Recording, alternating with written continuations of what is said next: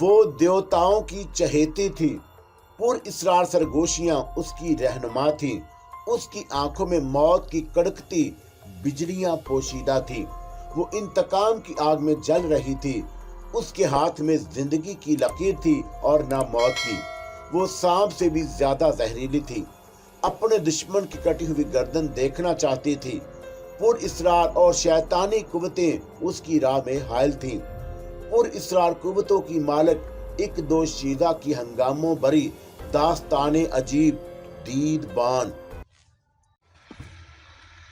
زبان کھلوانے کے لیے تشدد تو کرنا ہی پڑتا ہے، اور یہ بھی تم اچھی طرح جانتی ہو راجکماری، اور تمہارا یہ اندازہ درست ہی معلوم ہوتا ہے کہ وہ دونوں تشدد کے سبب ہی مارے گئے ہوں، لیکن ظاہر ہے کہ اب کیا ہو سکتا ہے، اور حکومت تمہارا مطالبہ پورا کرنے سے قاصر ہے، اور میں سمجھتا ہوں کہ ایسی صورت میں مجھے رہائی مل جانا چاہیے، اور اس کے لیے تمہیں کل رات تک انتظار کرنا پڑے گا۔ وہ کیوں؟ کل تک تنظیم کا یہ فیصلہ کر لے گی کہ تمہیں رہا کر دیا جائے یا، اور میں نے دانستہ اپنی بات ادھوری چھوڑ دی، یا پھر کیا ہوگا؟ ڈسوزا گھبرا کر پوچھا۔ ابھی یہ سوال نہ کرو تو بہتر ہے، کل رات تمہیں خود ہی اس سوال کا جواب مل جائے گا۔ نہیں، مجھے اسی وقت جواب دو راجکماری، پلیز، میں کل رات تک انتظار نہیں کر سکتا، اور تمہارے لیے یہ کوئی اچھی خبر نہیں ہوگی۔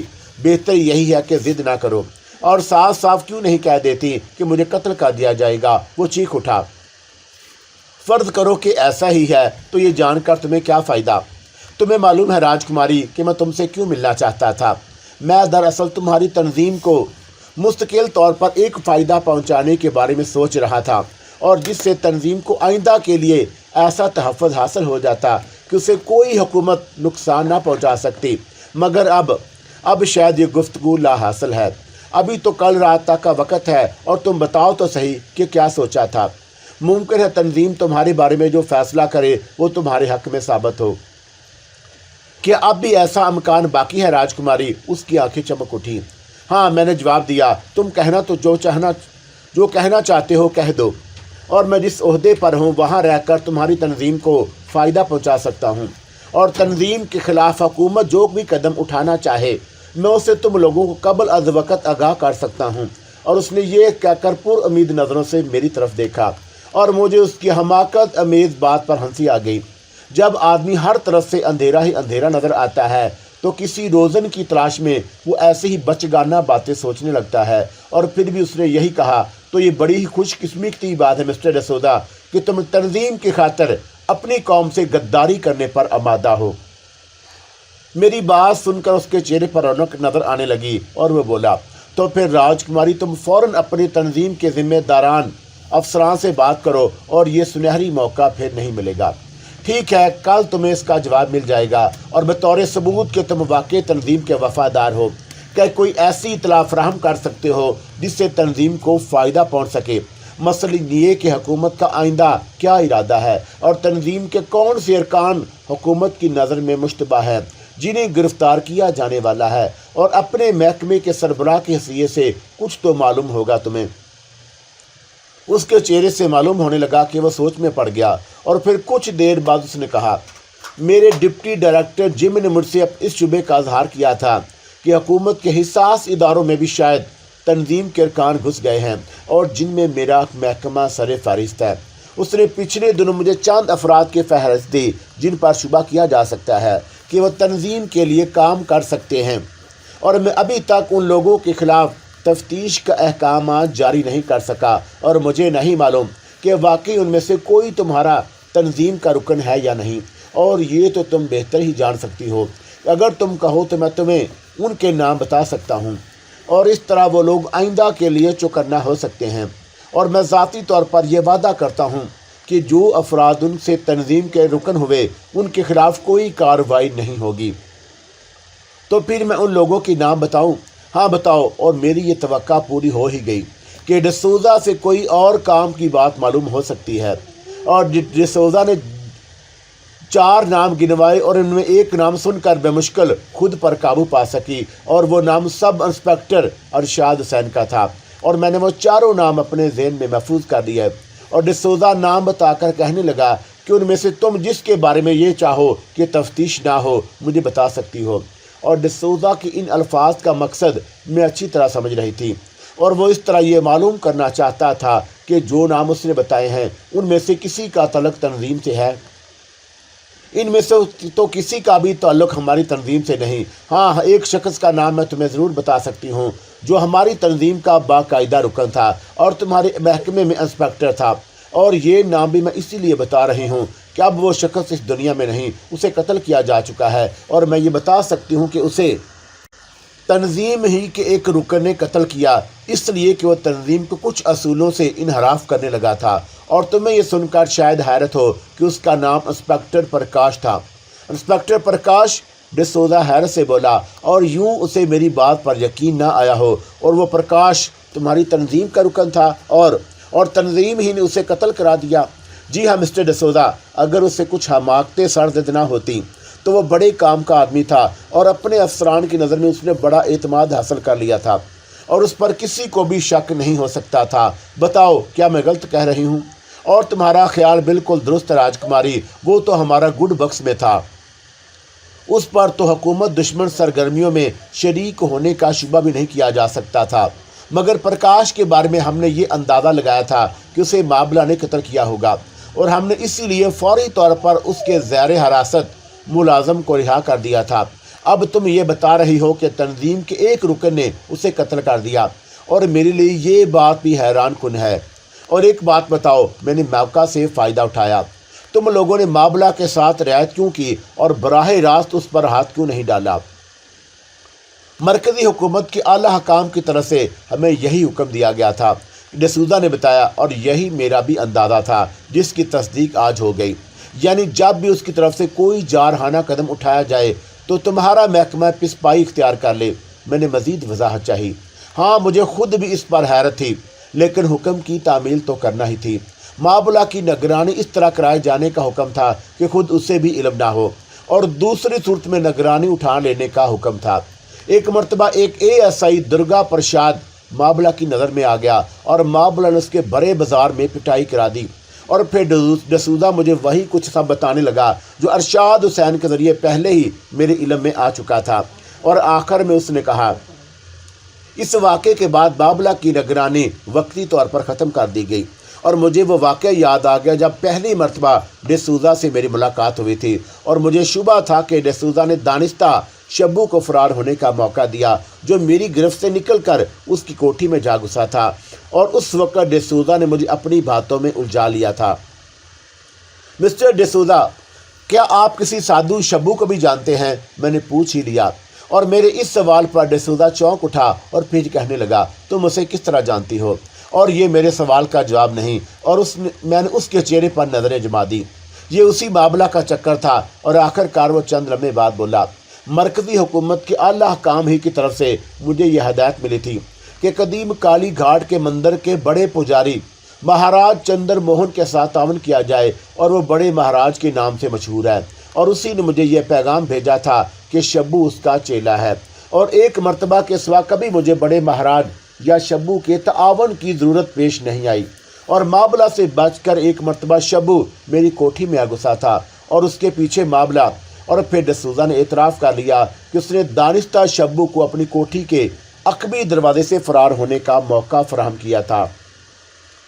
और मेरे लिए ये एक हैरत अंगेज़ खबर थी कि बड़े महाराज के बारे में उसे मरकज़ी हुकूमत की तरफ से तावन की हदायत मिली, और पहली मरतबा ही मुझे बड़े महाराज का नाम मालूम हुआ। आला अंग्रेज़ हकाम और महाराज चंद्र मोहन के दरमियान क्या ताल्लुक़ था? और ये सवाल मेरे लिए किसी मुअम्मे से कम नहीं था। और डिसूज़ा से मुझे गैर मुतवक्का तौर पर एक और अहम बात मालूम हो गई, और मेरी उससे मुलाकात रायगा नहीं गई। बड़े महाराज को ये मालूम होना कि मैं पहाड़ों से उतर कर क्यों आई हूँ, और फिर मरकज़ी आला हकाम से उसका ताल्लुक़ मेरे लिए मैनी खेज था। डिसूज़ा से मज़ीद कुछ देर गुफ्तगू के बाद मैं उस नतीजे पर पहुँची कि मज़ीद कोई नई बात मालूम होने का अमकान नहीं, और मेरा अब वहाँ रहना फजूल ही था, और मैं इसीलिए उठ खड़ी हुई। जा रही हो राजकुमारी? क्या मैं उम्मीद रखूं कि मैंने जो पेशकश की है तंजीम मेरे मुतल्लक़ कोई फ़ैसला करते वक्त उसे मद्देनज़र रखेगी, और उसकी आंखों में जैसे उम्मीदों के चिराग रोशन थे। हाँ मिस्टर डिसूज़ा, मेरी पूरी कोशिश यही होगी कि तुम्हारी पेशकश कबूल कर ली जाए, और ज़ाती तौर पर मैं तुम्हारी पेशकश से मुत्तफ़िक हूँ। اور میں نے اسے دلاسا دیا۔ بہت بہت شکریہ راجکماری، اور میں تمہارا یہ احسان زندگی بھر نہیں بھولوں گا۔ اور اب تم کل کس وقت آؤ گی؟ تقریباً اسی وقت، میں نے جواب دی اور دروازے کی طرف بڑھتے ہوئے شنکر دادا کو اشارہ کیا۔ شنکر دادا نے آگے بڑھ کر دروازہ کھلوایا اور میں اس کے ساتھ باہر آ گئی، اور اخبارات دانستہ میں اندر ہی چھوڑ آئی تھی تاکہ ڈسوزا کے لیے وقت گزاری کا سامان فراہم رہے۔ شنکر دادا کے ساتھ لوٹتے ہی میرا ذہن خاصا الجھا ہوا تھا، اور اس کی وجہ بڑے مہاراج کے بارے میں حاصل ہونے والی نئی معلومات تھی۔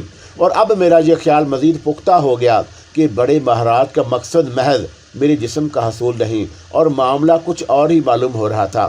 اسی کے ساتھ میرے ذہن میں بار بار شہزاد کا خیال بھی آیا، اور میں سوچ رہی تھی کہ کیا موجودہ حالات میں اسے اپنے ساتھ دہلی لے جانا میرے لیے ممکن ہوگا، اور یوں بھی میں فی الحال اپنی کوٹھی کا رخ نہیں کر سکتی تھی، اور یہ بات بھی میرے مد نظر تھی۔ چمپا کو اس کی ضرورت نہیں، اور شہزاد کے شہر میں رہتا، اور جب اسے ہوش آئے گا تو وہ میری طرف سے فکر مند نہ ہوگا۔ وہ بہرحال مجھے چاہتا تھا، اور ان باتوں کے علاوہ مجھے ایک خدشہ اور بھی تھا کہ لانتی چمپا یہاں بھی میرے لیے مشکلات پیدا نہ کر دے، اور گزشتہ 2 راتوں کے دوران اس نے مجھے ذلیل اور رسوا کرنے میں کوئی کسر نہیں چھوڑی، اور اب میرے لیے لے دے کر شنکر دادا کا ہی ایک ٹھکانہ رہ گیا تھا جہاں میں خود کو محفوظ سمجھتی۔ اور اپنے اڈے پر واپس پہنچنے کے بعد شنکر دادا نے میرے لیے پرتکلف کھانے کا بندوبست کیا۔ دادا، کیا تم بھی اسی کوٹھی میں رہتے ہو اور کھانے کے بعد چائے پیتے ہو؟ نہیں رانی دیوی، یہ صرف میرے دھندے کی جگہ ہے، اور گھر یہاں سے کچھ ہی فاصلے پر ہے، لیکن اگر آپ کا حکم ہو تو میں یہاں بھی رہ سکتا ہوں۔ اس کی ضرورت نہیں، میں نے اطمینان کا سانس لیا، کیونکہ شنکر دادا کا وہاں رات کو نہ رہنا ہی میرے حق میں بہتر تھا۔ اور رات کو کون کون ہوتا ہے یہاں؟ 2 بجے تک تو خیر میں ہی رہتا ہوں، شنکر دادا نے بتایا، اور چھوٹا سا ایک جوئے کا اڈا کھول رکھا ہے، اور یہاں جو 2 بجے تک چلتا ہے، اس کے بعد میں تو گھر چلا جاتا ہوں، اور میرے کچھ بندے یہاں رہتے ہیں، اور آپ کو رات کے وقت کسی چیز کی ضرورت ہو تو مہیا کی جا سکتی ہے، اور میں آپ کے کمرے کے باہر کسی کی ڈیوٹی لگا دوں گا۔ رات کو کیا ضرورت ہوگی، رہنے دو، اور میں اپنے پاس رات کے وقت کسی کی موجودگی پسند نہیں کرتی، اور میں نے حفظ ما تقدم کے طور پر کہہ دیا۔ اور چمپا کا خیال میرے ذہن میں تھا، وہ کمینی میرے قریب موجود کسی بھی شخص کو اپنے شہر میں لے کر کوئی نیا مسئلہ کھڑا کر دیتی، اور میرے آس پاس کوئی بھی ہوتا مناسب تھا۔ اور چمپا ہی کے خیال سے میں نے مزید کہا، ہاں دادا، ایک بات اپنے آدمیوں کو اور بتا دیجیے گا کہ رات کو میں کسی کی بھی قسم کی مداخلت پسند نہیں کرتی۔ آپ بالکل اطمینان رکھیں دیوی، آپ کے راہ میں کوئی بھی دخل اندازی نہیں کرے گا۔ شکریہ، دادا نے یقین دلایا، اور اب مجھے اجازت ہے۔ ہاں تم جاؤ دادا۔ شنکر دادا چلا گیا، اور میں نے کمرے کا دروازہ اندر سے بند کر لیا، اور میں کسی بھی ممکنہ خطرے کا پہلے ہی تدارک کر لینا چاہتی تھی، اور اس وقت رات کے 8:30 بجے ہوں گے۔ اتنی جلدی سونا میرے لیے ممکن نہیں تھا، اور یوں بھی میں دوپہر تک سوتی رہی تھی، پھر بھی آرام کرنے کی غرض سے بستر پر لیٹ گئی، اور کمرے کی بتی میں نے اپنی جلنے ہی رہنے دی، کیونکہ اتنی جلدی سونے کا ارادہ نہیں تھا، اور مجھے ابھی زیادہ دیر لیٹے ہوئے نہیں ہوئی تھی کہ اچانک میں سحری سے کچھ فاصلے پر میں نے چمپا کو ظاہر ہوتے دیکھا، اور میں فوراً اٹھ کر بیٹھ گئی۔ وہ میری طرف دیکھ کر زور سے ہنسی، اور پھر کہنے لگی، مابلہ، میں تجھے یہ خوشخبری سنانے آئی ہوں کہ پولیس تیری تلاش میں ہے، اور پولیس نے تیری کوٹھی کا عقبی حصہ کھود کر دونوں لاشیں برآمد کر لی، اور تیرے ملازمین نے پولیس کے سامنے بیان دیا ہے کہ تو نے ہی ان دونوں کو قتل کیا۔ انہوں نے پولیس کو یہ بھی بتا دیا کہ تو بمبئی کی مشہور جرائم پیشہ عورت رانی ہے، اور پولیس نے تجھ پر قتل کا مقدمہ بنانے کے ساتھ ساتھ 2 سپاہیوں کے اغوا کا بھی مقدمہ قائم کیا ہے، اور انہیں 2 سپاہیوں کے اغوا کا مقدمہ جنہیں تو زندہ جلا چکی ہے۔ اے میری ذلیل اور گھٹیا دشمن، آخر تو یہاں بھی آ مری، میں نے حقارت سے کہا۔ تو کیا تو یہاں خود کو محفوظ سمجھ رہی ہے؟ وہ دھیرے سے ہنسی، اور کیا تجھے نہیں معلوم کہ میں کون ہوں؟ میرا نام چمپا ہے، اور یہ فیصلہ کر چکی ہوں کہ تجھے ذلیل و رسوا کرتی رہوں گی، اور اس قدر ذلیل کہ تجھے خود اپنے وجود سے گھن آنے لگے۔ بول، آج کسے تیرے لیے عذاب بنا دوں؟ شنکر دادا کے بارے میں تیرا کیا خیال ہے؟ اچھا خاصا صحت مند اور تندرست آدمی ہے، کیسا رہے گا تیرے لیے؟ آج رات میں تجھے ایک نیا ہی تماشا دکھاؤں گی۔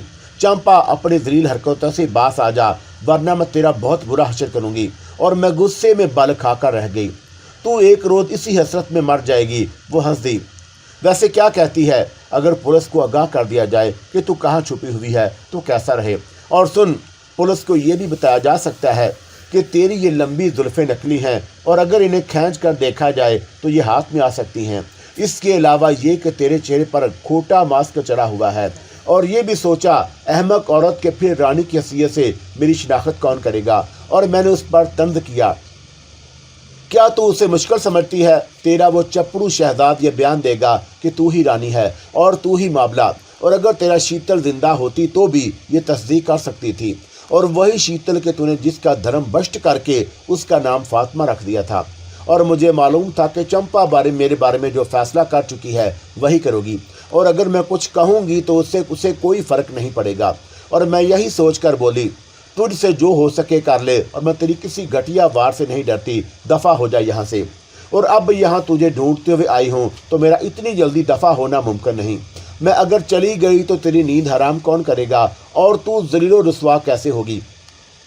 और फिर चंपा अचानक ही गायब हो गई और मुझे जिस बात का खदशा था सामने आ गई। उसने मुझे उलझन में डाल दिया था और मेरे लिए सबसे बड़ा ख़तरा वहाँ पुलिस की आमद थी, और मैं वाकई अब वहाँ महफूज नहीं रही। और मुझे ख़तरा ये भी था कि कहीं चंपा डिसूज़ा का सुराग न लगा ले, और ऐसी सूरत मेरा वहाँ रहना इंतहाई ख़तरनाक था। और अगर मैं यहाँ ना रहूँ तो चंपा भी यहाँ से चली जाएगी। और मैंने सोचा, और फिर आज रात कहाँ गुजारी जाए। हमायूं और राजा उस्ताद की नज़रों में तो चंपा मुझे ज़लील कर चुकी थी, और मज़ीद क्या ज़लील करती। बस इतना था कि मैं खुद को उनकी दस्त दराज़ियों से किस तरह बचाती, और ये एक ऐसा सवाल था कि मेरे पास इसका कोई जवाब नहीं था। तो मैंने राजा उस्ताद के घर जाने का ख्याल भी अपने ज़हन से झटक दिया। और मैं कहीं भी जाऊँ लेकिन टालीगंज में नहीं रहना चाहिए ताकि चंपा यहाँ से चली जाए। और मैं सोचने लगी, मेरे ये सोचने की वजह डिसूज़ा था और चंपा को उसकी भनक नहीं लगनी चाहिए।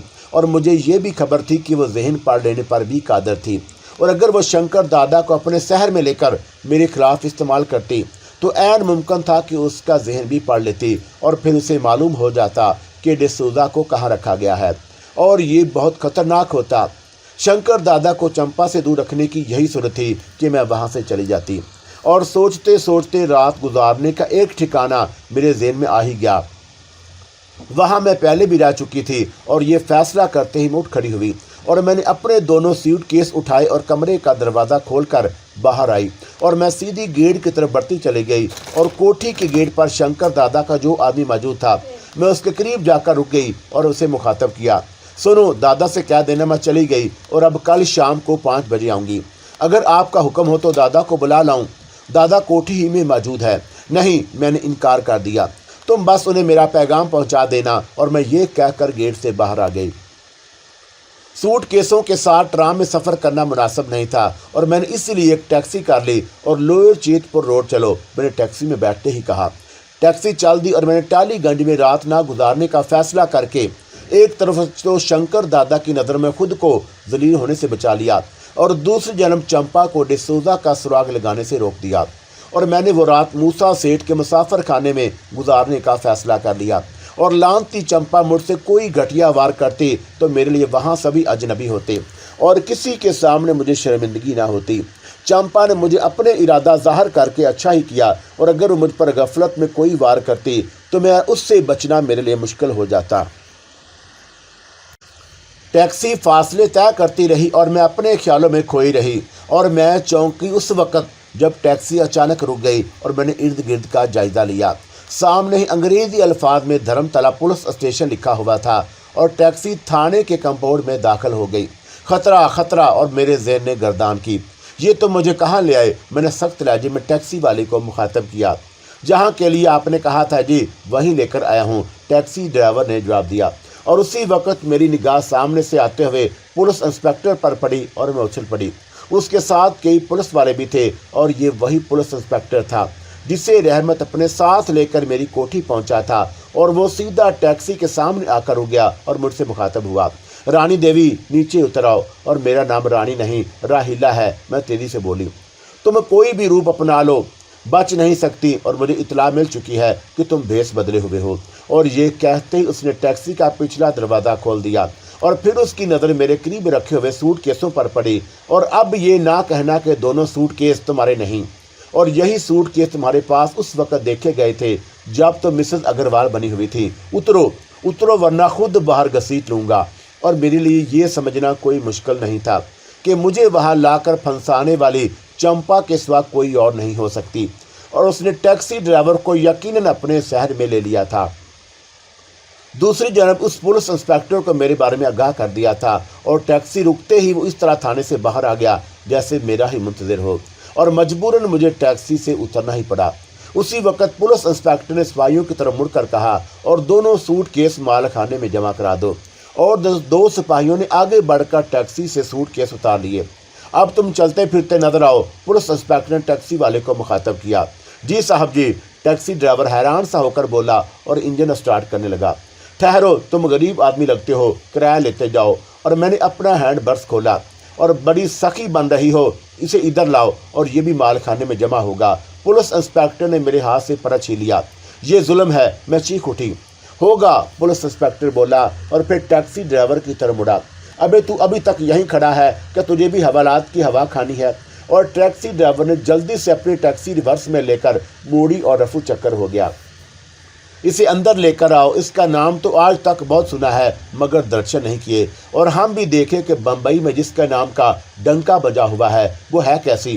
اور پولیس انسپکٹر یہ کہہ کر آگے بڑھ گیا، اور سپاہیوں نے مجھے اپنے نرگے میں لے لیا، اور پھر ایک سپاہی نے سخت لہجے میں مجھ سے اندر چلنے کو کہا، اور خلاف توقع یہ صورتحال یقیناً میرے لیے پریشان کن تھی، اور پولیس انسپکٹر کے ذہن میں یہ بات بیٹھ چکی تھی کہ میں بمبئی کی رانی ہوں، اور یا تو چمپا نے سے یہ باور کرایا تھا یا پھر میرے ملازمین رحمت، عبدل اور غنی نے میرے متعلق بیان دیا تھا، اور ان تینوں کو راجہ استاد نے میرے متعلق یہی بتایا، اور وہ میک اپ کے بغیر بھی میرا اصل چہرہ دیکھ چکے تھے، اور یہ بات میرے لیے اور بھی تشویشناک تھی، اور میرے چہرے سے موجودہ میک اپ ختم ہونے کے بعد وہ تینوں ہی مجھے بحیثیت رانی شناخت کر لیتے، اور میں یہی سب کچھ سوچتی ہوئی سپاہیوں کے ساتھ تھانے کی عمارت میں داخل ہو گئی۔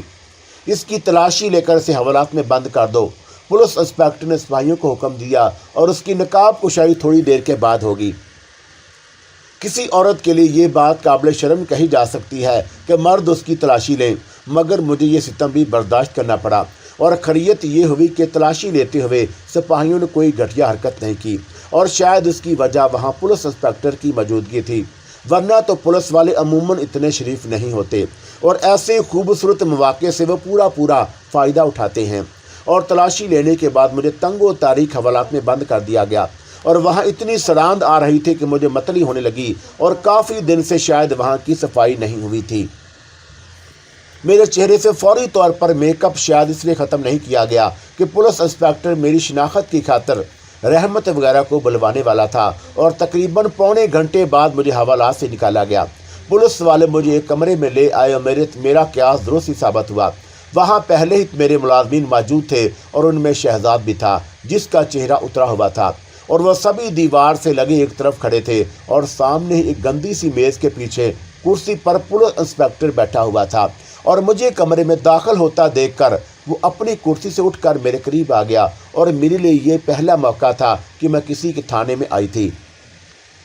پولیس انسپکٹر نے اچانک میرے سر سے نکلی بالوں کی وگ اتار لی، اور فخریہ انداز میں ہنسا، اور پھر مجھ سے بولا، اب چہرے سے تم خود ہی ماسک اتار دو۔ اور میرے لیے اس کے سوا کوئی چارہ کار نہیں تھا کہ پولیس انسپکٹر کی بات مان لیتی، سو میں نے ماسک بھی اتار دیا۔ یہی ہے جناب، اچانک کئی آوازیں بیک وقت آئیں، اور یہی بمبئی کی رانی ہے۔ اور میں نے یہ بات خاص طور سے محسوس کی کہ ان آوازوں میں شہزاد کی آواز شامل نہیں تھی۔ ارے، پولیس انسپکٹر نے چونک کر کہا، ایسے حسین چہرے کو چھپائے پھرتی ہے، اور چہرے سے تو بالکل جوان لگتی ہے، اور تیرا نام تو میں پچھلے 10 سال سے سن رہا ہوں۔ صاحب جی، کچھ عورتیں عمر چور ہوتی ہیں، اور چہرے سے ان کی عمر کا پتہ نہیں لگتا۔ اور ایک سپاہی بول اٹھا، لگتا یہی ہے۔ پولیس انسپکٹر نے سر ہلایا، اور میرے ہاتھ سے ماسک لے کر میز پر اچھال دیا، اور پھر دوبارہ میری طرف مڑا۔ ہاں بھائی رانی، اب یہ بتا کہ بغیر خاطر مدارت کے زبان کھول دے گی کہ تیری خاطر کرنی پڑے؟ اور پھر شاید اسے میرے ملازمین کا خیال آیا، اور ان سے مخاطب ہوا، تم لوگ جا سکتے ہو، مگر کوئی بھی کوٹھی چھوڑ کر نہیں جائے گا، سمجھے یا نہیں؟ اور پولیس انسپکٹر نے انہیں گھور کر دیکھا۔ سمجھ گیا جناب، وہ ہم آواز ہو کر بولے، اور اس مرتبہ بھی شہزاد کچھ نہیں بولا۔ پولیس انسپکٹر نے شہزاد کی خاموشی بھانپ لی، تو کیوں کچھ نہیں بولتا ہے؟ اور اس نے شہزاد کو ڈانٹ پلائی جو میری طرف بڑی مظلوم نظروں سے دیکھ رہا تھا۔ ٹھیک ہے انسپکٹر صاحب، آپ نے جو حکم دیا ہے وہی ہوگا، شہزاد فوراً بول اٹھا، और फिर उन सब को जाने की इजाज़त मिल गई तो वो चले गए। तो पुलिस इंस्पेक्टर मेरी तरफ मुतवज्जा हुआ। देख रानी, मर्दों की ज़ुबान खुलवाना मुश्किल होता है और औरतें तो ज़रा सी देर में फर सबक पढ़ने लगती हैं। और ये बता पे पहले वो दोनों सिपाही कहाँ हैं जिन्हें मैं तेरे पास छोड़ कर गया था और वो उसी वक्त से गायब हैं, और तुमने खुद मुझे फरार होते देखा था। तुम ही बताओ, क्या वो मेरे साथ थे? और फिर वो कहाँ गए? मेरे करीब आकर गुर्राया। मुझे क्या मालूम, वो दोनों तो मुझे लान में छोड़कर तुम्हारे पास क्वार्टरों की तरफ चले गए थे। मैंने बात बनाई और अपनी बंदूकें वही लान में फेंक गए। पुलिस इंस्पेक्टर की आवाज़ में चुभन थी। मैंने इस नुक्ते पर गौर ही नहीं किया था, इसलिए बोली, मुझे इस सिलसिले में कुछ खबर नहीं। और जब वो क्वार्टर की तरफ जा रहे थे तो बंदूकें उनके पास थीं। और वो तेरा भगोड़ा साथी कहाँ गया जिसे तू अपना शोहर बता रही थी? पुलिस इंस्पेक्टर ने अरशाद हुसैन के बारे में दराफत किया। कह दे कि वो भी जादू से गायब हो गया और मेरे साथ तो कोई भी नहीं। मैं फ़ौरन मुकर गई और पुलिस इंस्पेक्टर के हाथ में एक रोल था और उसने रोल से मेरी ठोड़ी ऊपर उठाते हुए कहा, तू क्यों ये चाहती है? और फैश ज़ुबान पर उतर आया। और ये सोच ले कि इस वक्त थाने में 8 सिपाही मौजूद हैं और 9वां मैं हूँ और तेरा हशर बिगड़ जाएगा, चलने फिरने के काबिल नहीं रहेगी। और सुबह तक गुस्से के मारे मेरा खून खोलने लगा और मैं चीख उठी, बकवास बंद कर, वरना इतने जूते लगाऊंगी कि तेरे सर पर एक बाल नहीं रहेगा और ज़रा कोई मुझे हाथ तो लगा कर देखे। जवाब में उसने फिर एक नाकाबिले बयान जुमला अदा किया और अपने सिपाहियों को हुक्म दिया कि पछाड़ लो इसे यहीं। और वह सिर्फ 2 सिपाही थे जो मुझे हवालात से निकाल कर वहाँ लाए थे और अपने अफसर का हुक्म सुनकर वो दोनों मेरी तरफ झपटे और ये कोशिश उन्हें बहुत महंगी पड़ी। उनमें से एक के पेट पर मेरी लात पड़ी और दूसरा अपना जबड़ा पकड़कर चीख उठा। और फिर मैंने इंस्पेक्टर के होल्स्टर से उसका रिवाल्वर निकाल लिया। अपने हाथ ऊपर उठा दो इंस्पेक्टर, मैंने उसकी तरफ रिवाल्वर तान लिया, वरना मैं गोली मारने में देर नहीं करूंगी।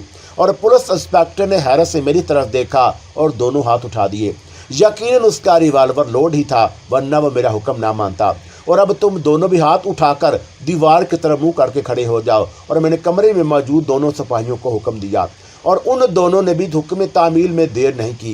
इंस्पेक्टर, मेरे दोनों सूटकेस और पर्स मंगवाओ और उन्हीं में से एक सिपाही को भेज दो और बता दो, और उन्होंने थाने में मौजूद दूसरे सिपाहियों से कुछ कहा तो मैं तुम्हें भून दूंगी, जल्दी करो।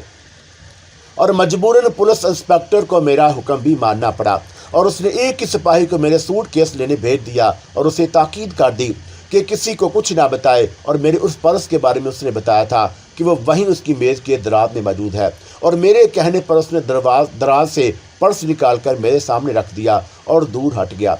मैंने पर्स मेज़ से उठाकर खोला तो उसमें से तमाम रकम गायब थी। रुपए कहाँ है? मैंने सख्त लहजे में सवाल किया। मेरी जेब में है, और अगर तुम हाथ नीचे करने की इजाज़त दो तो निकालो, मैं बोल उठी। और उसने अपनी पैंट की जेब में हाथ डालकर नोट निकाले और मेरी तरफ बढ़ा दिए। और मैंने उल्टे हाथ से नोट ले लिए और बोली, तुम इससे भी माल खाने में जमा करा रहे थे और फिर नीयत क्यों खराब हो गई रकम देखकर? और मालूम होता है हराम खाने की तुम्हें कुछ ज़्यादा ही आदत पड़ गई है। और जवाब में इंस्पेक्टर ने कुछ नहीं कहा और सर झुका लिया। और ज़रा देर बाद जो पुलिस वाला मेरा सूटकेस लेने गया था लौट आया और दोनों हाथ में उसने सूटकेस उठा रखे थे। सुनो इंस्पेक्टर, तुम ये दोनों सूटकेस उठाकर मेरे साथ चलोगे? मगर कहाँ? उसने सवाल किया। जहन्नुम में, और तुम्हारे अंदर इतनी भी अक्ल नहीं कि ज़ाहिर है मैं यहाँ से पैदल नहीं जाऊँगी। और अगर तुम किसी टैक्सी में कहीं जाना चाहती हो तो मैं यहीं थाने में टैक्सी मंगवाए देता हूँ। पुलिस इंस्पेक्टर ने तजवीज़ पेश की। ठीक है, मंगवाओ टैक्सी। मैंने उसकी तजवीज़ मान ली और पुलिस इंस्पेक्टर ने एक सिपाही को टैक्सी लेने भेजते मुझसे कहा, कहाँ के लिए टैक्सी मंगवाऊँ? ज़्यादा चालाक बनने की कोशिश ना करो इंस्पेक्टर, टैक्सी मंगवाओ। और ये ज़रूरी नहीं कि पहले से बता दिया जाए कि कहाँ जाना है। और वैसे भी टैक्सी ड्राइवर की ये मजाल नहीं कि पुलिस वाले से गैर ज़रूरी सवालात की हिम्मत कर सके, मैंने दुरुस्त लहजे में कहा। और पुलिस इंस्पेक्टर ने फिर देर नहीं की और सिपाही को टैक्सी लेने भेज दिया। सारा काम मेरी मर्जी के मुताबिक होते जा रहे थे और मैंने इसलिए यही नतीजा अखज़ किया कि चंपा मुझे वहाँ फंसा कर गायब हो गई थी। यकीनन वो यही समझी होगी कि अब मैं पुलिस की गिरफ्त से बच कर नहीं निकल सकूंगी और बसूरत देगर वो वहीं रहती। सिपाही को टैक्सी लेकर आने में ज़्यादा देर नहीं लगी और एक सूटकेस मैंने उठा लिया और दूसरा मेरे हुक्म पर पुलिस इंस्पेक्टर को उठाना पड़ा। तुम आगे चलोगे? और मैंने इंस्पेक्टर को मुखातब किया। और फिर पुलिस इंस्पेक्टर सूटकेस उठाए हुए कमरे से निकला और मैं उसकी आड़ में थी। ताकि किसी को मेरे हाथ में रिवॉल्वर न आए, और रिवॉल्वर पर मैंने साड़ी का पल्लू डाल दिया। बाहर से आने के बाद पुलिस इंस्पेक्टर ने टैक्सी का दरवाज़ा खोलकर सूटकेस अंदर रख दिया। मैंने टैक्सी से दूर खड़े हो जाने का हुक्म दिया और मैं उसे अभी इसी निशाने पर ही रखना चाहती थी। और उसके बाद तेज़ी के साथ मैंने अपने हाथ में मौजूद सूटकेस भी टैक्सी में रखा और अंदर बैठ गई। अपर सलकर रोड चलो, और मैंने दानिस्ता टैक्सी ड्राइवर को अपनी असल मंजिल से आगाह नहीं किया कि अगर मेरा आवाज़ पुलिस इंस्पेक्टर भी सुन ले तो कोई फ़र्क ना पड़े। और वह पुलिस इंस्पेक्टर कुछ ज़्यादा ही बुज़दिल साबित हुआ। उसने ज़रा भी मज़ाहमत नहीं की और फिर मैं भी पूरी तरह चौकन्ना थी। और जब तक टैक्सी थाने के हदूद से बाहर नहीं गई और मेरी नज़रें पुलिस इंस्पेक्टर पर ही जमी रहीं, वो बिल्कुल बेहिस्सो हरकत अपनी जगह खड़ा रहा और उससे मुझे ये खतरा नहीं था कि वो मेरा ताक़ुब करेगा। थाने से कुछ दूर निकल आने के बाद टैक्सी वाले से मैंने लोअर चितपुर रोड चलने को कहा और उसने रास्ता बदल दिया। और इस दफ़ा सफ़र करते हुए एक लम्हे को भी गाफिल नहीं हुई। रास्ते पर मेरी नज़र थी और ठीक टैक्सी रास्ते पर जा रही थी और मुसाफिर खाने पहुंचकर मुझे एक कमरा हासिल करने में कोई दुश्वारी नहीं हुई। और मैं कुछ ही देर के बाद कमरे का दरवाज़ा बंद करके सोने के लिए बिस्तर पर लेट गई। और शाम से अब तक मैं गैर मामूली हालात का शिकार रही थी और मेरे असाब तने रहे थे। और अब मुझे कदरे सुकून महसूस हुआ तो मेरी आंखों में नींद जाल बुनने लगे और फिर जल्दी मैं सो गई। और फिर मैंने अपने जिस्म को किसी की गिरफ्त में महसूस किया तो मेरी आंख खुल गई और मालूम नहीं कितनी रात गुजर गई थी और मैं कितनी देर सोती रही। और सोने से पहले मैंने कमरे में मौजूदा लैंप की लो धीमी कर दी और उस वक़्त भी कमरे में नींद तारीकी ही थी। और आंखें खोलते ही मैंने मजबूत जिस्म के एक आदमी को अपने भी बिस्तर पर लेटे हुए देखा और वही मुझे लिपटाने की कोशिश कर रहा था। और उसके चेहरे पर घनी मूंछें थी और मुझे हैरत थी कि दरवाज़ा अंदर से बंद होने के बावजूद वो शख्स मेरे कमरे में कैसे घुस आया। और मैंने खुद को उसकी गिरफ्त से आज़ाद कराने में देर नहीं की। और फिर वो उठकर बैठे ही सख्त लहजे में मुझसे मुखातब हुआ, कौन हो तुम और मेरे कमरे में कैसे दाखिल हुए? खुद ही मुझे लेकर आई हो और खुद ही पूछ रही हो, बनो मत और मैं अपने पैसे वसूल किए बगैर यहाँ से नहीं जाऊँगा और मेरे 5 रुपये हराम के नहीं हैं। और ये कहकर उसने मेरा हाथ पकड़ा और ज़बरदस्ती घसीट कर मुझे अपने पास लिटा लिया। तो इस लानती चंपा ने मुझे एक पेशावर औरत बना दिया और मैंने सोचा कि ज़ाहिर है ये हरकत उसके सिवा किसी और की नहीं हो सकती और उसके लिए बंद कमरे में दाखिल होकर दरवाज़ा खोलना कौन सा मुश्किल काम था। और मैं समझ गई कि उसने बाहर सोए हुए किसी मुसाफिर से जिस्म फरोशी का सौदा किया होगा और फिर उसे मेरे कमरे में छोड़कर गायब हो गई। वो शख्स दस्त दराजी करने लगा तो मैंने धक्का देकर उठना चाहा मगर इस मर्तबा कामयाब ना हो सकी और उसने मेरे जिस्म को जकड़ लिया था और उसके जिस्म में मुझे गैर मामूली कुव्वत महसूस हुई। यकीनन वो चंपा के शहर में था और कासम के मामले में भी एक मर्तबा ऐसा ही हो चुका था और मुझे मजबूरन कासम के दस्ते हवस से बचने के लिए उसे मौत के घाट उतारना पड़ा। और मैंने सोचा क्या चंपा इस बेगुनाह शख्स को भी मेरे हाथों कत्ल करवाना चाहती है? मगर क्यों? उससे वो क्या फ़ायदा हासिल करना चाहती थी? वो कमीनी औरत मेरी तरफ से सिर्फ चंद घंटे बेखबर रही और फिर मुझ तक पहुंच गई थी। मेरी नज़र में वो शख्स कतई बेकसूर था और जो इस वक्त मेरे साथ ज़बरदस्ती कर रहा था शायद लाशौरी तौर पर उसी ख्याल के सबब उसके खिलाफ इंतहाई कदम उठाने से मैं गुरेज कर रही थी। लेकिन कब तक? और मेरे सब्र का पैमाना लबरेज होने लगा क्योंकि मैं महसूस कर चुकी थी कि वो मुझे बेलबास करने की कोशिश में मसरूफ़ था और किसी हद तक वो अपनी इस कोशिश को कामयाब भी हो चुका था और मैं खुद को उससे नहीं छुड़ा सकी। और मैं इंतहाई कदम उठाने ही वाली थी कि खिलाफ तवक्का उसी वक़्त कमरे का दरवाज़ा खुला और कई अफराद अंदर दाखिल हो गए। उन्हीं में से एक ने लपक कर लैंप की लो बढ़ा दी और कमरे में दाखिल होने वाले एक बारीक शख्स को मैंने पहचान लिया। वो मुसाफिर खाने का निगरान था और बकिया अफराद मेरे लिए अजनबी थे। देख लिया जनाब, मैं गलत तो नहीं कह रहा था। और एक आदमी ने मुसाफिर खाने के निगरान को मुखातब किया, और अब तो आपने अपनी आंखों से देख लिया। और जो शख्स मुझसे दस्तराजी कर रहा था उसकी गिरफ्त में जिस्म पर ढीली पड़ गई और मैं उसे धक्का देकर अलग हो गई और जल्दी जल्दी अपना बेतरतीब लिबास दुरुस्त करने लगी। और उसी वक्त कमरे में मौजूद एक और शख्स बोल उठा, कितने अफसोस की बात है कि अब रंडियों ने भी मुसाफिर खाने में आना शुरू कर दिया। और इस शख्स की बात सुनकर मेरे तन बदन में आग लग गई और मैं तकरीबन चीख उठी, बकवास बंद करो। और ये शख्स खुद मेरे कमरे में घुस आया था और मेरे साथ ज़बरदस्ती कर रहा था और मैं इसकी ज़बरदस्ती से बचने की कोशिश جھوٹ مت بولو، مسافر خانے کے نگران نے میری بات کاٹ دی۔ تم نے اس سے اپنے جسم کا سودا کیا تھا 5 روپے میں، اور پھر سے خود اپنے ساتھ کمرے میں لے کر آ گئی۔ کیوں صاحب، آپ بولے نا، اور آپ نے تو سب کچھ اپنی آنکھوں سے دیکھا اور کانوں سے سنا تھا۔ وہی شخص پھر بول اٹھا، اور اس نے پہلے نگران کو مخاطب کیا تھا، اور میں برابر ہی سو رہا تھا کہ اس عورت کی آواز سن کر میری آنکھ کھل گئی، اور یہ عورت میرے برابر سونے والے کو جگا کر اس سے سودا کر رہی تھی، اور کافی دیر پیسوں پر حجت ہوتی رہی، اور پھر 5 روپے میں معاملہ طے ہو گیا، اور ساری رات کے لیے اس کے بعد میں نے عورت اور مرد کو اس کے کمرے میں داخل ہوتے دیکھا، اور میں نے سوچا کہ اس جھگڑے میں نہ پڑوں، اور پھر جب خاموش رہنے پر میرا ضمیر مجھے ملامت کرنے لگا تو میں اٹھ کر نگران صاحب کے پاس پہنچ گیا اور انہیں ساری بات بتا دی۔ وہ شخص جو میرے بستر پر دراز تھا اس عرصے میں اٹھ کر ساتھ جھکائے نگران کے قریب آ کر کھڑا ہوا تھا اور نگران سے بولا، کیوں جناب، آپ بتائیں کیا بات تھی؟ اور میں سخت شرمندہ ہوں کہ مجھ پر شیطان سوار ہو گیا تھا، اس شخص نے اعتراف کر لیا، اور اس کے چہرے سے ندامت کا اظہار ہو رہا تھا، اور وہ اپنی بات جاری رکھتے ہوئے بولا، مجھے اس عورت کی باتوں میں نہیں آنا چاہیے تھا، تو اس کا مطلب یہ ہے کہ یہ عورت جھوٹ بول رہی ہے کہ تم اس کے کمرے میں گھس کر زبردستی کر رہے تھے۔ اور ایک اور شخص نے گفتگو میں حصہ لیا، جی ہاں، اس مونچھوں والے نے جواب دیا، اور اس نے مجھ سے پہلے ہی 5 روپے وصول کر لیے، اور یہ عورت پکی پیشہ ور لگتی ہے، اسے پولیس کے حوالے کر دیں۔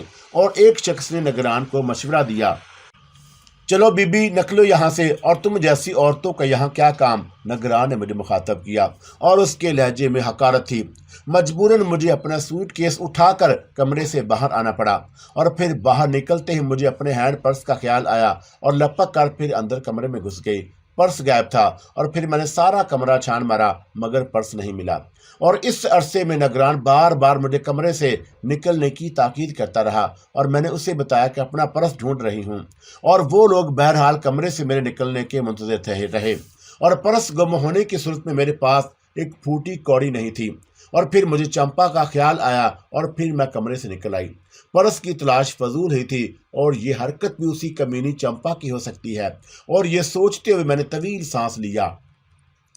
مسافر خانے کے نگران نے مجھ پر اتنا رحم کیا کہ مجھے پولیس کے حوالے نہیں کیا، البتہ اسی وقت مسافر خانے سے ضرور نکال دیا، اور اس وقت رات کے 12 بجنے والے تھے، اور جب میں مسافر خانے سے نکل کر بے یار و مددگار سڑک پر کھڑی ہوئی تھی، اور میرے سامنے اب پھر یہی سوال تھا کہ کہاں جاؤں، اور ٹالی گنج جانے کا تو فی الحال سوال ہی نہیں تھا، اور وہاں سے تو میں خود بھاگی تھی، اور پھر یہ کہ میرے پاس ایک پیسہ بھی نہیں تھا، اور مجھے کسی ایسی جگہ جانا تھا جہاں جا کر ٹیکسی کا کرایہ بھی دلوا سکتی، اور ایسی 2 ہی جگہ تھی، شنکر دادا کا اڈا یا پھر راجہ استاد کا گھر، اور مجبوراً مجھے راجہ استاد کے گھر جانے کا فیصلہ کرنا پڑا۔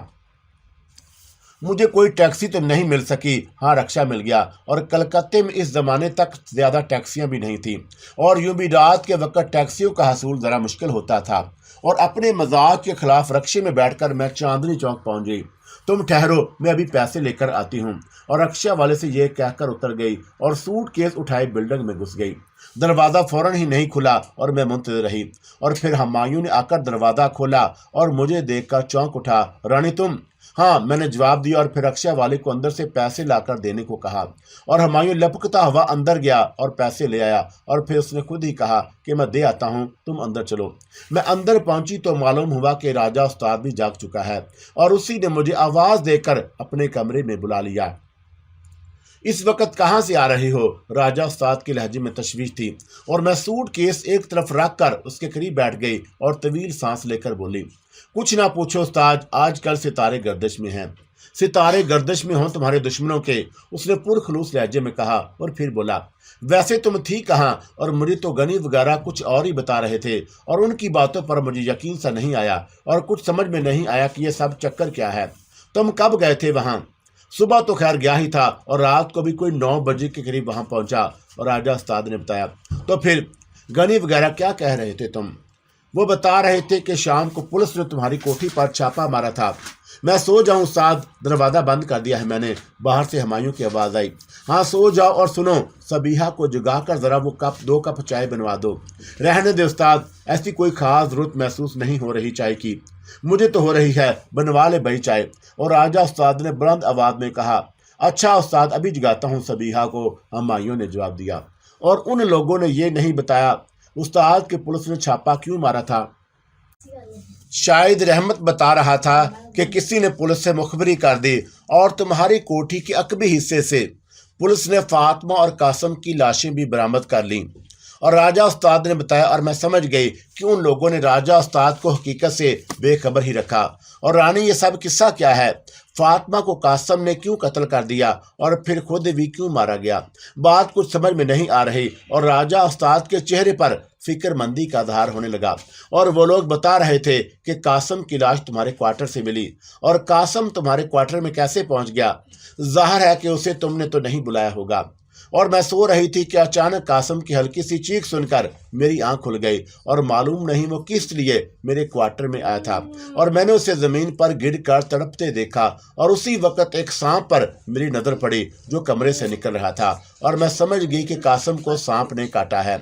और फिर मैंने मुलाजमीन को बुलवा लिया और पुलिस के जंजीर से बचने की खातिर मैंने कासम की लाश को भी फातिमा के बराबर ही दफनाने को कह दिया और मैंने बात बना दी। लेकिन पुलिस से मुखबरी किसने की, ये सोचने वाली बात है, राजा उस्ताद ने कहा। ज़ाहिर है उस्ताद के जो लोग उससे वाकिफ थे उन्हीं में से कोई मुखबर होगा। और ये तो नमक हरामी है। राजा उस्ताद को गुस्सा आ गया। अब जो भी हो कह लो, जो होना था वो तो हो ही गया और मैं इन तीनों की खाल खींच लूंगा। और राजा उस्ताद का इशारा गनी, अब्दुल और रहमत की तरफ था। और फिर वो कुछ सोच कर बोला, वो तुम्हारा मैनेजर शहजाद तो ऐसा नहीं था और मुझे इल्म था कि उसमें से किसी का कोई कसूर नहीं और सब कुछ चंपा का थिया दरा था। इसलिए राजा उस्ताद को समझाया, जो हुआ भूल जाओ उस्ताद और किसी से कुछ कहने की ज़रूरत नहीं। और वैसे भी अब मैं 2-1 दिन में कलकत्ते से जाने वाली हूँ और मेरा ख्याल है कि तुम गनी, अब्दुल और रहमत की छुट्टी कर दो और जब मैं दोबारा कलकत्ते लौटूंगी तो फिर देखा जाएगा। और हाँ, वो तुम्हारा ठेकेदार मजदूरों को लेकर नहीं पहुंचा। सलाम बाजी। और उसी वक्त सबीहा चाय लेकर आ गई और मैंने उसके सलाम का जवाब देकर ना वक्त जगाए जाने पर माजरत की। अरे नहीं बाजी, आपकी खिदमत करके तो खुशी होती है। और उसने चाय की प्याली मेरे सामने रखी और फिर दूसरी प्याली राजा उस्ताद को थमा कर चली गई। ठीक है रानी, मैं उन तीनों की छुट्टी कर देता हूँ, तो फिर क्या तुम्हारा मैनेजर ही कोठी में रहेगा और मुमकिन है कि मैं उसे अपने साथ ले जाऊँ। और तुम ऐसा ना करना उस्ताद कि अगर वो ठेकेदार जिसे तुम लेकर आए थे काम नहीं करा सकता तो किसी दूसरे से बात कर लेना और मेरी गैर मौजूदगी में कोठी तुम्हारे ही कब्जे में रहेगी। अरे जिसकी नाक पर पैसा मारा जाएगा वो काम करेगा। मैं पूछ लूंगा उस ठेकेदार से और वो नहीं तो कोई और सही। राजा उस्ताद ने चाय का घूंट लिया। हाँ उस्ताद, ये भी मुमकिन है कि पुलिस मेरे मुलाजमीन को फिलहाल वहीं रहने पर मजबूर करे और ऐसी सूरत में जो भी तुम मुनासिब समझो वो करना। तुम फिक्र ना करो रानी, मैं सबको देख लूंगा। और तुम्हारा इरादा है कब जाने का? अभी कुछ तय नहीं किया उस्ताद। हाँ, ये मालूम है कि ज़्यादा दिन नहीं है और कल रात तुम वादा करके नहीं आई। और राजा उस्ताद का लहजा शिकायती था। आखिर उसने वो मौजू छेड़ ही दिया जो मेरे लिए नागवार था। शायद मैंने तुमसे पहले ही कहा था उस्ताद कि जो कुछ हुआ उसे भूल जाओ। काश मैं भूल सकता रानी, उसने ठंडा सांस भरा। और अगर तुम भूल नहीं सकते उस्ताद तो मेरा तुम्हारे घर में रहना मुश्किल हो जाएगा। ऐसा है रानी, तो फिर अब मैं तुमसे इस सिलसिले में कुछ नहीं करूंगा। और वो उदास सा हो गया। और चाय पीने के बाद राजा उस्ताद के कमरे से उठकर मैं उसी कमरे में आ गई जहां पहले भी रह चुकी थी और अपने साथ ही मैं दोनों सूटकेस भी उठा लाई और मैंने बतौर एहतियात कमरे का दरवाज़ा अंदर से बंद कर लिया। और मुझे राजा उस्ताद ही की तरफ से नहीं, हुमायूं से भी खतरा था। खिलाफ़े तवक्का उस रात का बकिया हिस्सा पुरसकून ही गुजरा और शायद उसकी वजह यह थी कि चंपा मुझे पहले ही उन लोगों की नज़र में जलील रुसवा कर चुकी थी। और सुबह का नाश्ता करने के बाद हुमायूं के जरिए मैंने शहजाद को वहीं बुलाया और मेरी हदायत के मुताबिक वो अपना सूटकेस भी साथ लाया था। आप खातून थाने से किस तरह बच कर निकल आई? शहजाद ने मुझसे पूछा। और इस वक्त राजा उस्ताद और हुमायूं भी मेरे कमरे में थे और मेरे कुछ कहने से पहले ही राजा उस्ताद बोल उठा, क्या ये थाने का क्या किस्सा है रानी? और उसके लहजे में हैरत थी क्योंकि रात को मैंने उस सिलसिले में उससे कुछ नहीं बताया था। अरे कुछ नहीं उस्ताद, मैं हंस कर बोली, तुम्हें तो मालूम ही है कि पुलिस का और हम लोगों का तो पुराना साथ है और पुलिस तो थी ही मेरी तलाश में। और वही फातिमा और कासम वाले मामले में और कल धर्मतले में ट्राम डिपो के करीब मेरी भीड़ हो गई और यूं मैं थाने पहुंच गई। बस इतनी सी बात थी। मगर फिर पुलिस ने तुम्हें छोड़ कैसे दिया? राजा उस्ताद ने दराफत किया। छोड़ा कब था? मैं हंसी और फिर मुख्तसरन थाने से फरार होने की रुदात बयान कर दी और मूसा सेठ के मुसाफिर खाने का जिक्र दरमियान से मैं गोल कर गई और यही बताया था कि पुलिस हिरासत से निकलकर मैं सीधी राजा उस्ताद के घर आ गई। वो तो फिर रक्शे वाला बड़ा हरामी निकला। हुमायूं बोला।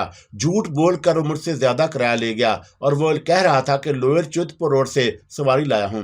और ये बात मेरे ज़हन से निकल ही गई थी कि रात को किराया हुमायूं ने दिलवाया और मैंने इसीलिए बात बनाई। थाने से फरार होकर दरअसल वक्ती तौर पर मैं दूर निकल गई थी और फिर कुछ देर इधर उधर घूमकर उधर पलटी थी कि पुलिस मेरी तलाश से मायूस हो जाए। और रक्शे वाले ने गलत नहीं कहा था। मैं लोअर चितपुर रोड से ही उस रक्शे में बैठी थी और यह कहकर मैंने शहजाद को मुखातब किया, अब तुम यहीं रहोगे जब तक हम कलकत्ते से रवाना नहीं हो जाते।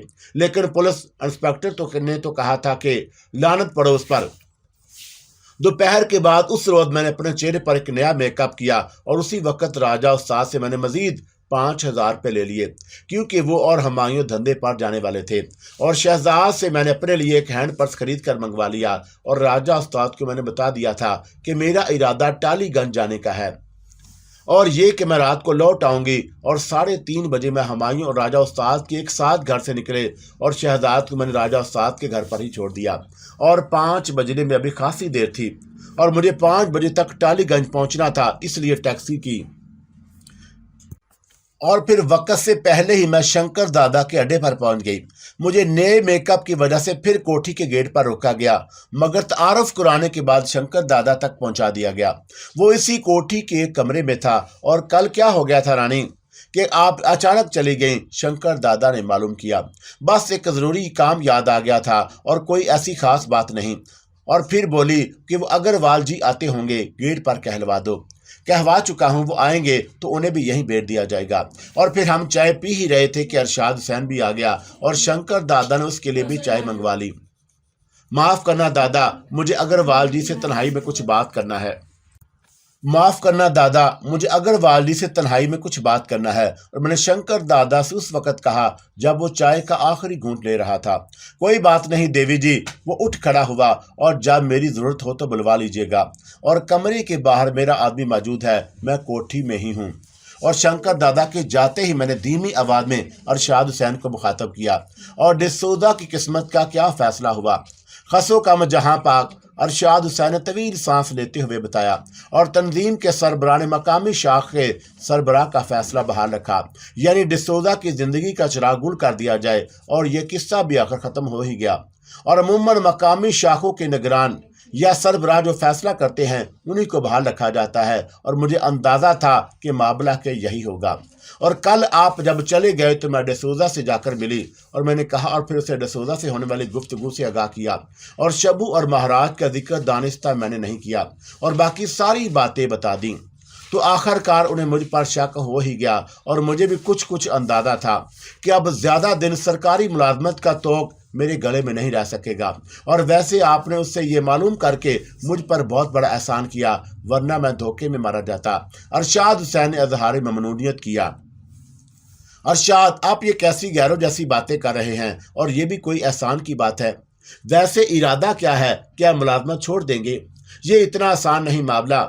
जिस शख्स पर शुबा हो जाए वो फौरी तौर पर मुलाजमत छोड़ दे, खुसूसन ऐसे किसी हसास महकमे से, तो उससे शुबा मजीद पुख्ता हो जाता है।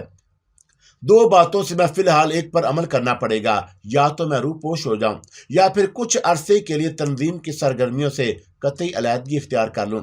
और डिसोजा के बाद जाहिर है कि अब जम लम्ही का महकमे का सरबराह बनेगा और उसी ने मुश्तबा अफराद की फहरिस्त डिसोजा को पेश की थी।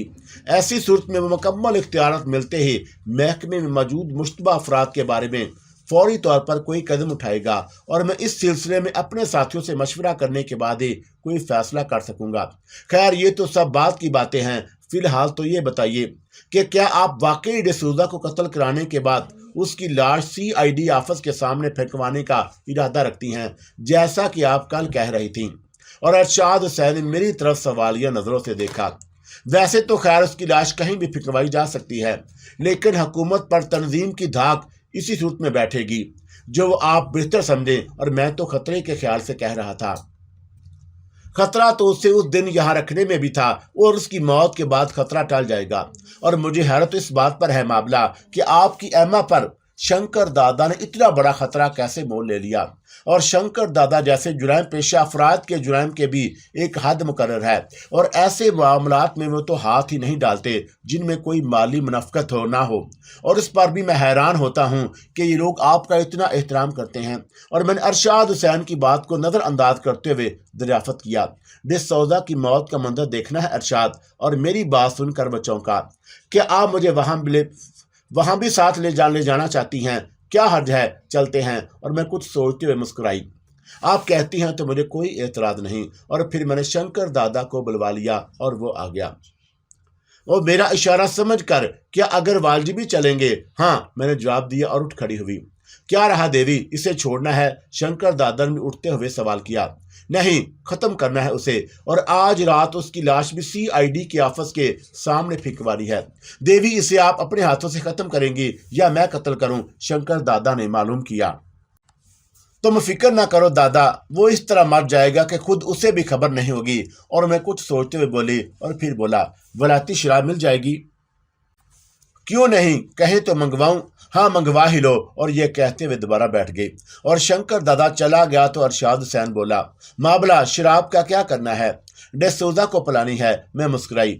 अच्छा, तो आप इसीलिए कह रही थी कि अपने मरने की खुद उसे भी खबर नहीं होगी, और नशे में आदमी? ये बात नहीं है। मैंने अरशाद हुसैन की बात काट दी। फिर क्या बात है? अरशाद हुसैन के लहजे में तजस्सुस था। अभी देख लेंगे आप, मैं बोली। और फिर अरशाद हुसैन ने मजीद कोई सवाल नहीं किया। शंकर दादा अंग्रेजी शराब का एक पेंट लेकर ही लौटा, और मैंने एक जग में पानी और 2 गिलास मंगवाने को कहा, और उसने आवाज देकर अपने आदमी को बुला लिया और मेरा हुक्म दोहरा दिया। पानी से भरा जग और गिलास आ गए तो मैं शंकर दादा से बोली, तुम तो पीते हो ना दादा? जी देवी, पी लेता हूँ, शंकर दादा ने जवाब दिया। और मैंने पेंट उठाकर उसका ढकना खोला और एक गिलास में थोड़ी सी शराब उंडेलकर पानी मिला दिया, और फिर दूसरे गिलास में अपने लिए पानी से जग पलटा और शंकर दादा से कहा, पियो दादा, और मैं पानी पीकर तुम्हारा साथ दूंगी। और मैंने पानी का गिलास उठा लिया। शंकर दादा और अरशाद हुसैन दोनों ही के चेहरों पर हैरत थी, और वह समझ ही नहीं सके कि आखिर चलते चलते रुककर मुझे अचानक शंकर दादा को शराब पिलाने की क्या सूझ गई। बहरहाल मुझसे कुछ पूछे बगैर शंकर दादा ने अपना गिलास उठा लिया, और मैंने भी उसके साथ पानी के 2-1 घूंट ले लिए। और जब वो गिलास खाली कर चुका तो मैंने कहा, एक पैग और चलेगा शंकर दादा? और मैंने ये इसलिए कहा कि नशा करने वाले कम से कम 2 पैग जरूर पीते हैं, और एक पैग में तो उन्हें हल्का सा सरूर ही आता है। और ये अंदाजा मुझे राजा उस्ताद के घर हुआ था। हमायूं और उस्ताद दोनों ही मैनोश थे, और शायद मौका महल की नज़ाकत को मद्देनजर रखते हुए शंकर दादा ने दूसरा पैग फिलहाल पीने से इनकार कर दिया, और वह बोला, बस रानी देवी, अभी तो शाम हुई है और पीने के लिए बहुत वक्त पड़ा है, और अभी हमें डिसौजा के मामले को भी निपटाना है। हाँ, ये तो है, मैंने कहा, क्योंकि मेरा मकसद हल हो चुका था, और ऐसा करती हूँ कि बोतल से जितनी शराब निकली है उतनी पानी मिला देती हूँ। और ये कहते ही मैं वो गिलास उठाया जिससे पानी पी चुकी थी। गिलास में अभी खासा पानी था, और मैंने अपना जूठा पानी शराब की बोतल में डालकर दोबारा उसका ढक्कन बंद कर दिया, और थोड़ी सी शराब निकाल कर पानी में मिला देने से शराब के रंग पर कोई असर नहीं पड़ा। और ढकना बंद करके बोतल मैंने शंकर दादा को थमा दी, और उसे अपने पास रख लो दादा। और फिर मैं उठकर खड़ी हो गई। चले, अब चलते हैं। अरशाद हुसैन और शंकर दादा के साथ में उठकर बाहर आ गई, और कोठी के कंपाउंड में चलकर दादा की जीप खड़ी थी, और हम उसमें बैठ गए। और शंकर दादा ने अपने किसी आदमी को साथ नहीं लिया था, और खुद ही ड्राइविंग सीट पर बैठ गया, और शराब का आधा उसने सामने डैशबोर्ड पर रख दिया था। कुछ ही देर में जीप उस कोठी तक पहुंच गई जहां डिसौजा को रखा गया था, और जीप से उतर कर हम ऊपर पहुंच गए। और मेरे कहने पर शंकर दादा ने शराब का पेंट साथ ले लिया, और आज डिसौजा के कमरे में तारीकी नहीं थी। शंकर दादा क्योंकि मेकअप में नहीं था, इसलिए अपना चेहरा छुपाने के लिए मुंह पर रुमाल बांधने लगा। तो मैं बोल उठी, अब इसकी कोई जरूरत नहीं दादा, डिसौजा अगर आपका चेहरा देख भी ले तो कोई फर्क नहीं पड़ेगा। उससे अब कौन सा जिंदा रहना है, और उससे चेहरा छुपाया जाए। शंकर दादा ने रुमाल चेहरे से हटा लिया और इस अरसे में डिसूजा के कमरे का दरवाजा खोल दिया गया। डिसूजा मुझे सामने एक कुर्सी पर बैठा नजर आ गया। हेलो मिस्टर डिसूजा, मैंने आवाज बदलकर उसे मुखातब किया और आवाज सुनकर वह चौंक उठा। राजकुमारी, और उसने मेरी बदली हुई आवाज से मुझे पहचान लिया था। तुम रोज अपना चेहरा बदल लेती हो। हाँ, और मैं उसकी तरफ बढ़ती हुई बोली। अरशाद हुसैन मेरे साथ साथ था और शंकर दादा करीब ही खड़ा हुआ था। वहां 4 कुर्सियां एक मेज के गिर्द पड़ी थी और जिनमें से एक कुर्सी पर डिसूजा बैठा था और मैंने शंकर दादा को इशारा किया। दादा, आप भी यहाँ आकर बैठ जाएं और खड़े खड़े थक जाएंगे।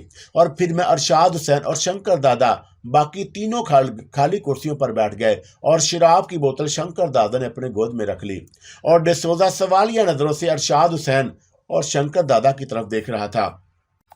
जब उसे अगवा करके यहाँ लाया गया था तो उसने मेरे ही चेहरे को बेनकाब देखा था और यह पहला मौका था कि मेरे अलावा भी 2 अफराद अपने चेहरे छुपाए बगैर उसके सामने आए थे और वह शायद इसीलिए हैरान हो रहा था।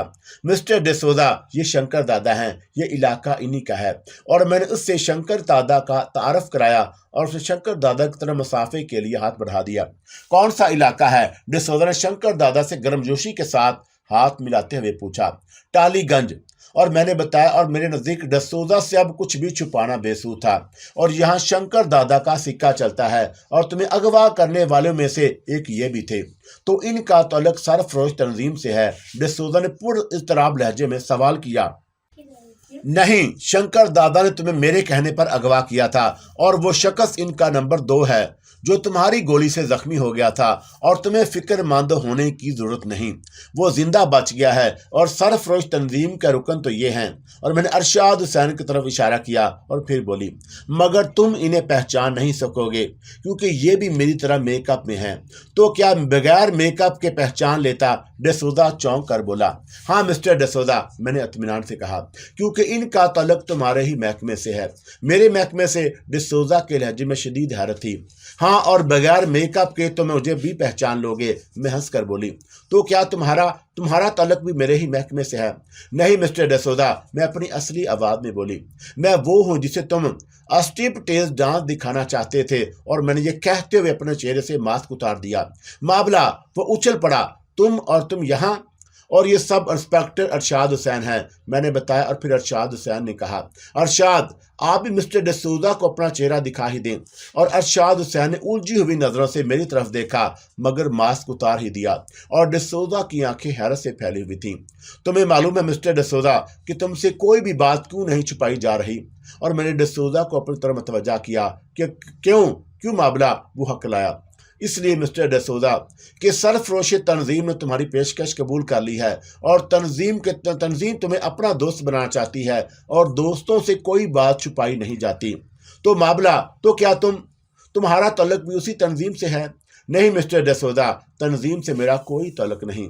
हाँ, तुम मुझे तंजीम के हमदर्दों में ज़रूर शुमार कर सकते हो और मैं भी तुम्हारी तरफ दोस्ती का हाथ बढ़ाती हूँ, इस उम्मीद पर कि तुम्हें मेरे बारे में मरकजी हुकूमत से जो अहकाम मिलेंगे मुझे तुम उससे आगाह करते रहोगे। बोलो मिस्टर डिसूजा, क्या ये मुमकिन है? क्यों मुमकिन नहीं मामला? डिसूजा जल्दी से बोला। मैं तंजीम का और तुम्हारे वफादार रहूंगा और मुझे खुशी है कि तंजीम ने मेरी पेशकश कबूल कर ली।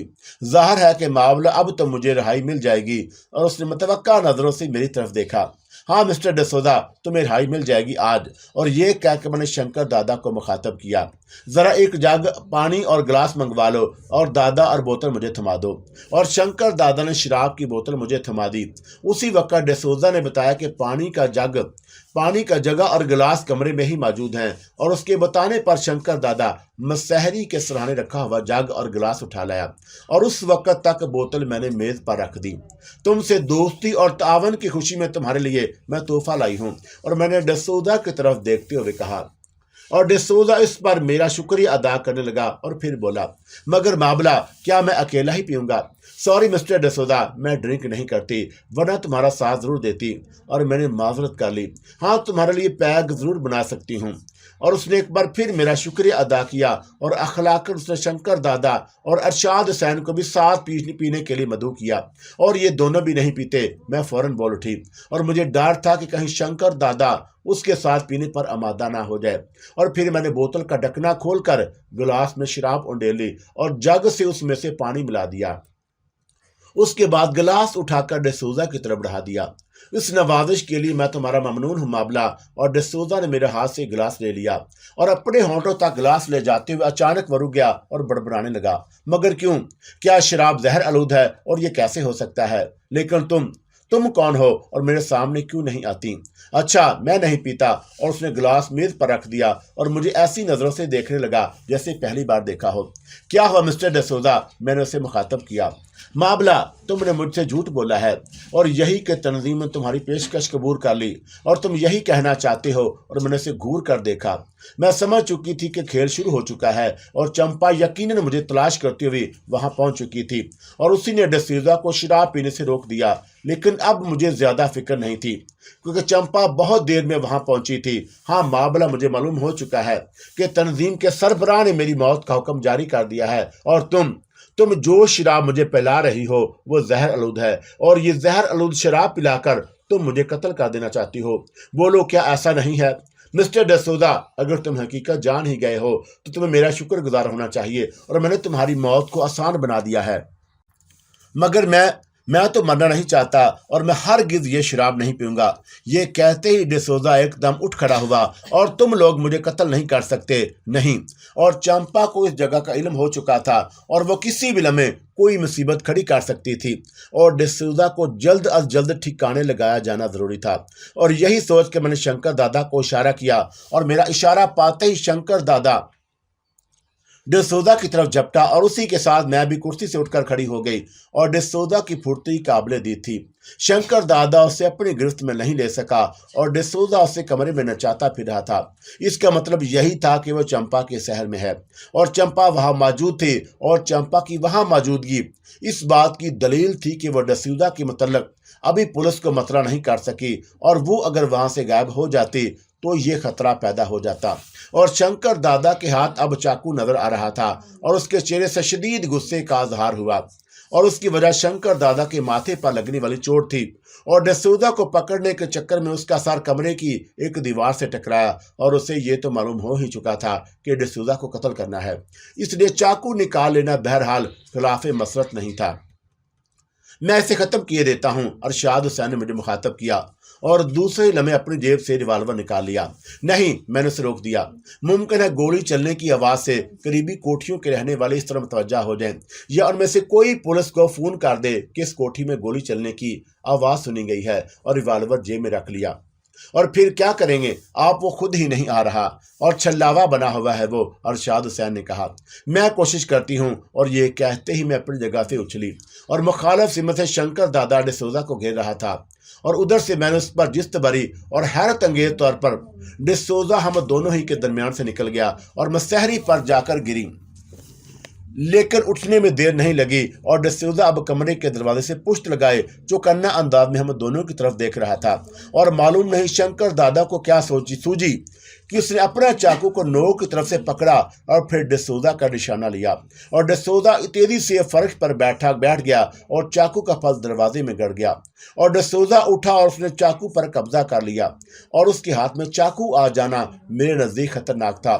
ایسی صورت میں کسی کا اس کے قریب جانا اب آسان نہیں رہا، لیکن وہ بھی شنکر دادا تھا، اور ڈسوزا کے ہاتھ میں چاقو ہونے کے باوجود وہ اس کے سامنے پہنچ کر مخصوص انداز میں جھک کر کھڑا ہو گیا، اور اچانک میں نے ڈسوزا کو بھی جھکتے دیکھا، اور اس کا انداز بالکل ایسا تھا جیسے شنکر دادا پر حملہ کرنے والا ہو۔ مجھے معلوم تھا کہ اگر ایسے میں شنکر دادا نے ڈسوزا سے چاقو چھیننا چاہا تو اسے ہرگز کامیابی نہیں ہوگی، اور ایسی صورت میں شنکر دادا کی زندگی خطرے میں پڑ سکتی ہے، اور شنکر دادا اس بات سے قطعی بے خبر تھا کہ اس کے مقابلے میں ڈسوزا نہیں چمپا تھی، پر اسرار شیطانی قوتوں کی مالک چمپا، اور شنکر دادا سے کسی صورت میں زہر نہیں کر سکتا۔ اسی کے خیال کے ساتھ میں ایک دم چیخ اٹھی، شنکر دادا پیچھے ہٹ جاؤ۔